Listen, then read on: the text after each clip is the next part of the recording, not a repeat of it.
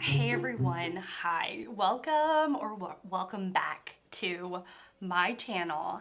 Today I'm gonna go through the quarter year crisis tag, which is basically a check-in about how things are going a quarter of the way through the year. There's also like respective tags for halfway through the year and 3/4 of the way through the year, and of course the end of the year.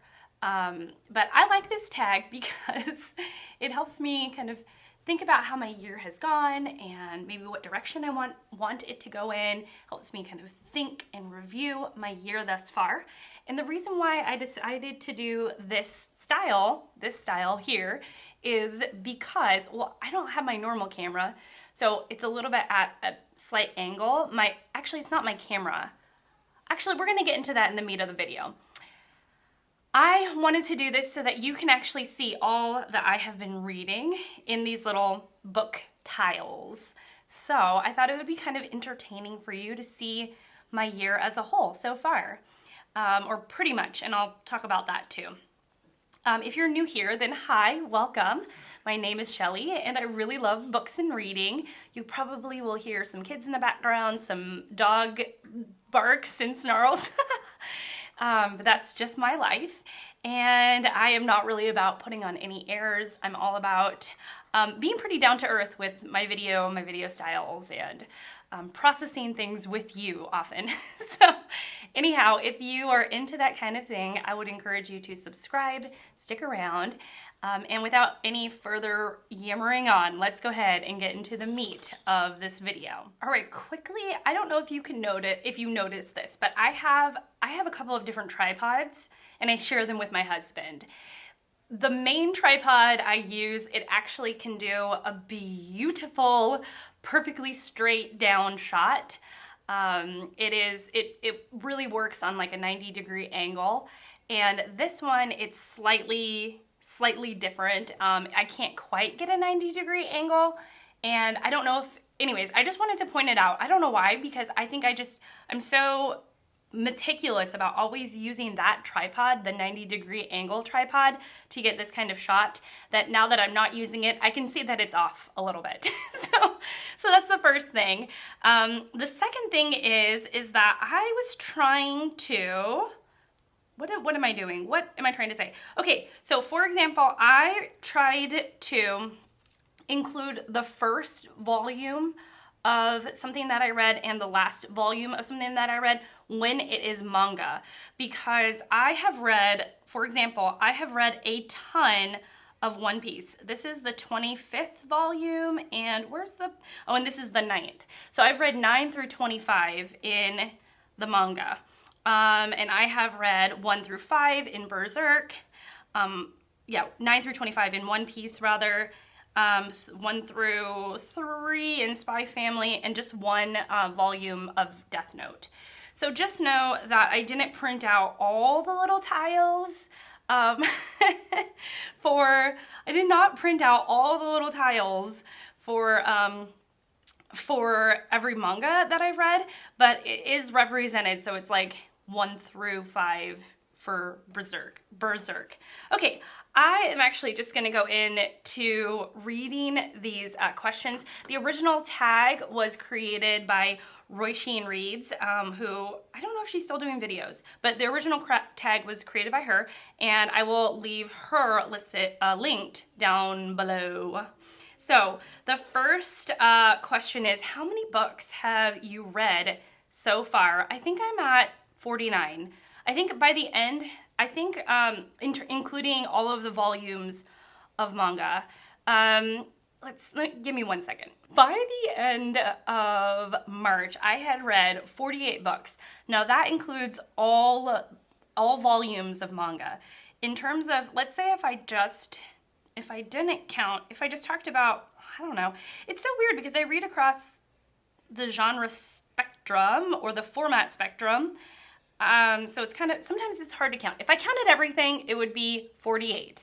If I counted novels, traditional novels, I think I would be at 21. 1, 2, 3, 4, 5, 6, 7, 8, 9, 10, 11, 12, 13, 14, 15, 16, 17, 18, 19, 20, 21, 22. So I would have read 22 like full-length novels. But then again, it's so funny because this book here, this is Sarah Plain and Tall. I'll actually show you because I don't know if it's washing it out or what, but this, all right, Sarah Plain and Tall. This is a very, very, very short, like middle grade, like a 5th grade book, middle grade book, 4th graders could read it. So it's a very short book, much shorter in terms of like words and length than any manga. So anyways, it's kind of difficult to count. Depending on what you're looking at, you'll get a different number. So if you're looking at all the books I've read, it would be a total of 48. If you're looking at just traditionally written novels, then it would be 22. The second question is, have you already found a book that might be a favorite for 2024? If not, what was your favorite book you've read that wasn't quite 5 stars? I have my phone here. So interesting. I think my favorite book of the year thus far has been, I really, really liked After the Romanovs right here. This was really good. Jane Eyre is a favorite, but this was a reread, so if I wasn't counting rereads, then Jane Eyre would be in it, and also 84 Charing Cross Road would be in here. I really, really love those two. I really liked the likeness. However, the 2 books that I think stand out above the rest is In Memoriam and After the Romanovs. I really just loved those 2 books. They were so good. All right, any 1-star books or least favorite for the year? If you've been following my channel kind of closely, then you will already have known that, see, I can't even, because my camera is different, the way it's set up is different. I can't get it to focus right. So Lone Women was definitely not a favorite. I really did not like this book at all. I could see very much the flaws in, in these 2 books. The Fraud by Zadie Smith and Megan Nolan's Ordinary Human Failings. Weirdly though, Zadie Smith, I could tell she was a good writer and it made me want to read more from her even though I didn't like The Fraud. And Ordinary Human Failings, I don't want to read anything by Megan Nolan. Like, I don't think that she's a writer for me. If she's a writer for you, awesome. Like, I love that for you. She's just not really a writer for me. But these 2 were also just not good books for me. All right, question number 4 is the most read genre thus far. This is just format.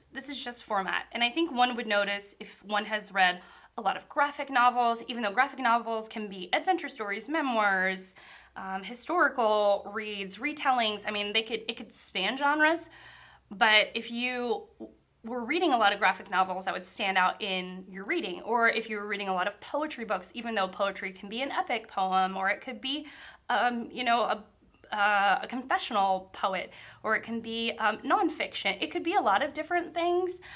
So I do think that in terms of just format, which is not the question, but in terms of format, I would say manga, because I've read quite a few. I've read just quite a few mangas this year. And a lot of them are like adventure stories with some darkness. So there's that. But in terms of, I would say probably mystery, but let's actually count. Let me just count. Let me straighten these up. I'm going to separate them into categories. So that's what I am doing. These are over here is going to be mysteries. We have manga up here. We're going to do historical fiction right here. Historical fiction. This is mystery. Mystery. Mystery. These are nonfiction. It's like Bildungsroman, or Bildungsroman, coming of age story right here for Jane Eyre. So this will be literary fiction,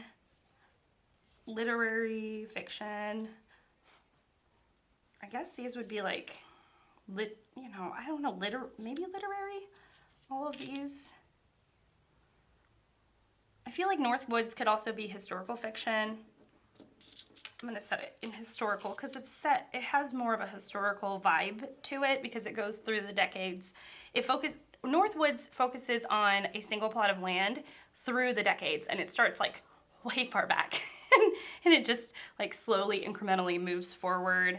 This is middle grade, and these are like, well, this is also a Bildungsroman. This is literary. This could also be a Bildungsroman, and so could this one, Behind the Scenes of the Museum. Behind the Scenes of the Museum, well, I don't know. I'm just going to say nonfiction, manga, middle grade.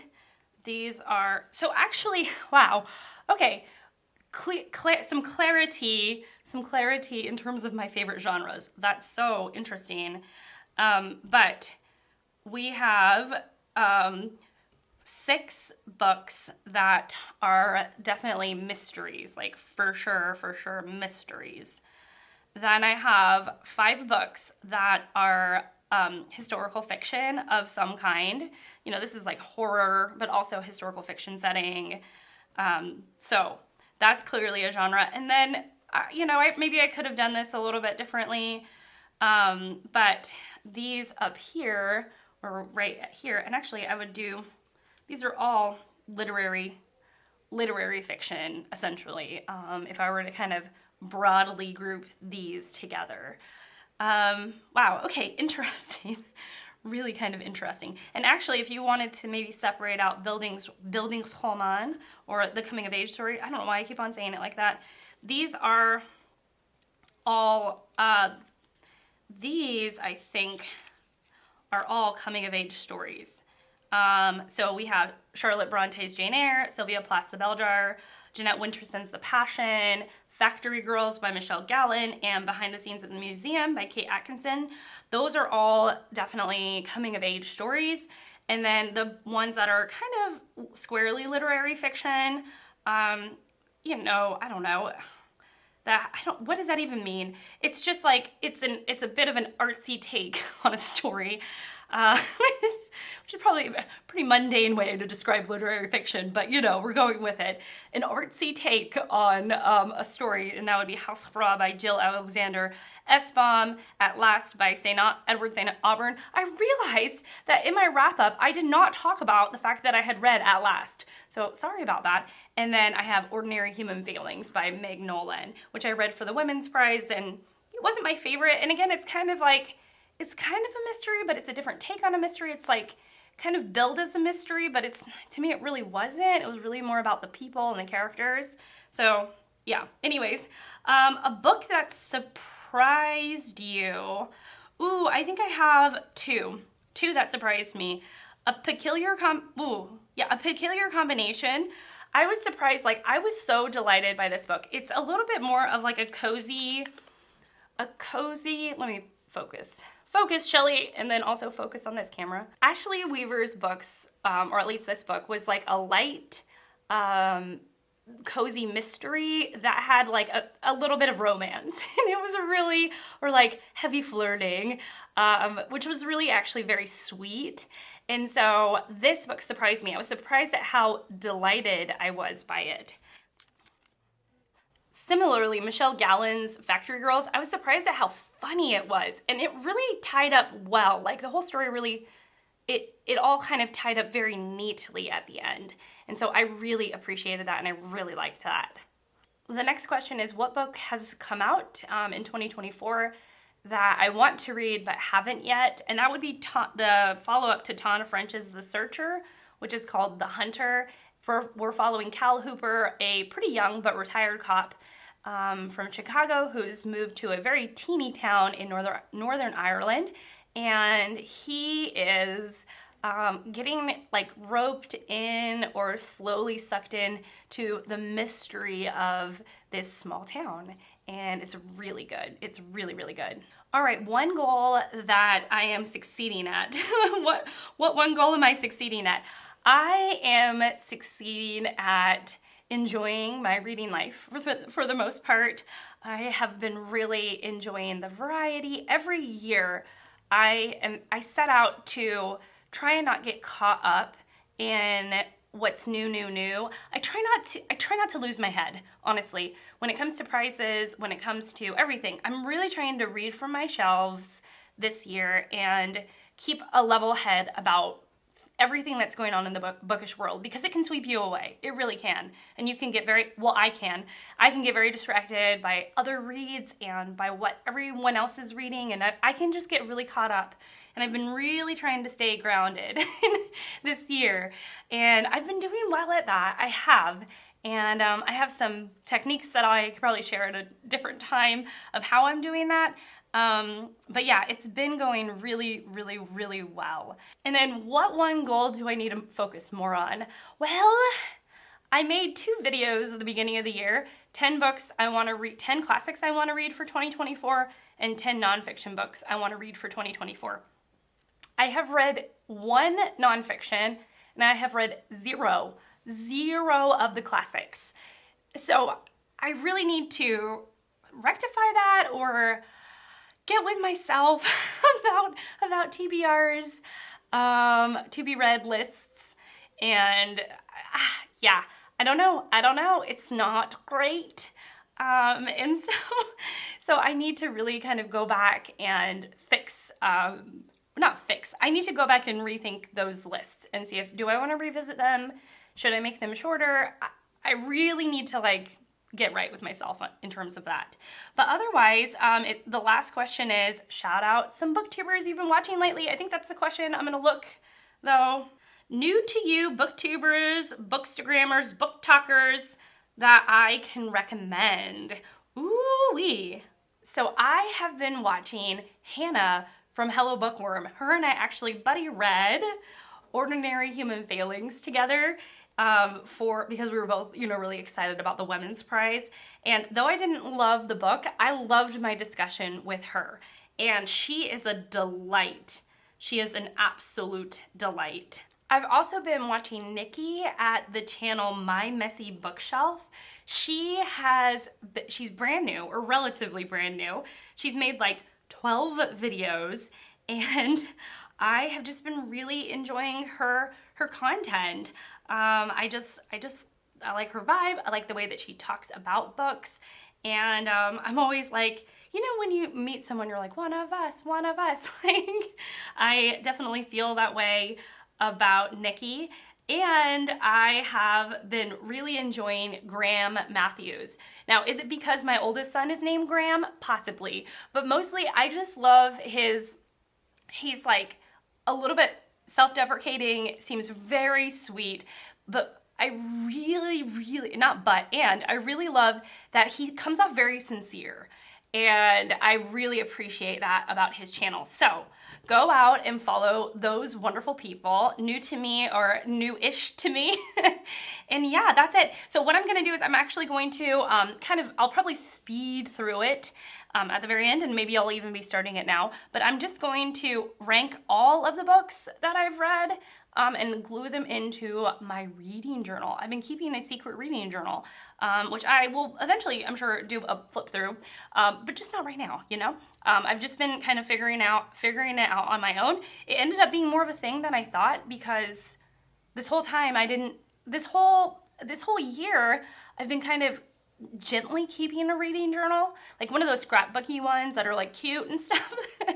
And I have allowed myself to stop at any time, and little by little I've just found that I really enjoy it. So I'm going to actually glue all of these in or tape them in, and they're going to be ranked. And so if you want to see my number 1 book versus my least favorite book. Also, I have been thinking, the book that I keep thinking about, which I will just kind of throw in at the very end right here. The book that not surprised me, but I think has surprised me in the way that it has stuck with me, is Hannah Kent's Burial Rites. I think when I did a ranking video a few weeks ago, I ranked this not at my top favorites, but the tier lower. And now I think this would be a top favorite, because I think it's just stuck with me longer than I thought it would. I keep on thinking about the book. And that's something that you don't know when you first read it. And I think when I ranked this, a few weeks ago. I had just finished reading it and I didn't really consider it as like one of my favorites, but now it's been a few weeks and I'm shocked at how many times I've like gone back to think about it, gone back to revisit it, and it's just been kind of awesome. So I'm going to rank these, and you'll probably see Burial Rites as a little bit higher than when it first was ranked like a few weeks ago. And just so you know that. It's been sticking with me longer than I had thought. Okay, so here's what we ended up with. This is kind of like my favorite books, my favorite to least favorite. They're pretty roughly ranked. This little guy in the corner wants to keep popping up. So yeah, we have Charlotte Bronte's Jane Eyre. This has been one of my favorite books, and upon a reread, it just reinvigorated my love for it. Same thing with 84 Charing Cross Road. They're rereads for a reason. I wouldn't reread something that I didn't like. I wouldn't waste my time. In Memoriam is the best book I've read, and then in terms of fiction book this year, and nonfiction has been After the Romanovs, which is an excellent book. And then we have One Piece and Burial Rites, The Likeness, The Searcher, For the Sake of Elena, A Peculiar Combination, and Factory Girls. And, this is just how I'm feeling right now, in this memory, in this moment right now. And then you get over here, and I have Jeanette Winterson's The Passion, which some of the scenes still stick out to me. It really was a very whimsical little book, and I don't know, it's I wouldn't say like it's sort of the whispers of the book has stuck with me. Maybe not all of it, but some of the scenes have. And then we have more of the Elizabeth George books. I love her character development. Her character development and character arcs are literally unparalleled to anything else I've read. They're so good. And so it's interesting because some of the individual mysteries don't work. They just, they get away from her, or she doesn't quite tie everything up. And so that, some of these, it's like, they were not a waste of time. I would probably reread the series and still really enjoy both of them, but you can see glaring flaws in the mysteries. Northwoods by Daniel Mason, Hausfrau, Spy Family, and then you can you're going down the list. And really kind of around, I don't know, really all of these, I feel like these books can be interchanged so much. They really can just go up and down based on the day that I'm feeling. If I'm appreciating historical context more, then I would move this up higher, because I think that this was a really interesting take on mental health for women in the 1960s. Or like this one, Behind the Scenes of the Museum. If I was feeling more generous, I'd be like, this book made me cry, and so maybe I would be switching this with like Hausfrau. It is kind of strange, like this part of the page is like, I feel like on a different day, the tiles would be moved. The book's covers would be moved totally differently. And then down here, it's kind of like the For Sure, and they go in this order. It goes, and these are not star rating, this is just the washi tape that I have. But it goes The Fraud, Ordinary Human Failings, and Lone Woman, which is like so funny because when you get to the front of the book, it's pretty set. The first three here, if you don't count rereads, the first three is In Memoriam, After the Romanovs, and One Piece. These would definitely be like the top, and it would probably stay in that order. Whereas on the bottom, it's the same. It's The Fraud, Ordinary Human Feelings, and Lone Woman. Lone Woman being the worst, Ordinary Human Feelings next, and then The Fraud. So it is interesting to see it all laid out, and also to know that like where things get ucky and mucky is really right here. And then these I feel really good about. Like I like all of these reads, Burial Rites, and just again, kind of depending on the day, they might move up and down a little bit, but for the most part, they're stationed here. And yeah, so kind of an interesting look at my reading year. So thank you so much for watching. Thank you so much for being here. I really appreciate it. And I will see you all in my next one. Bye.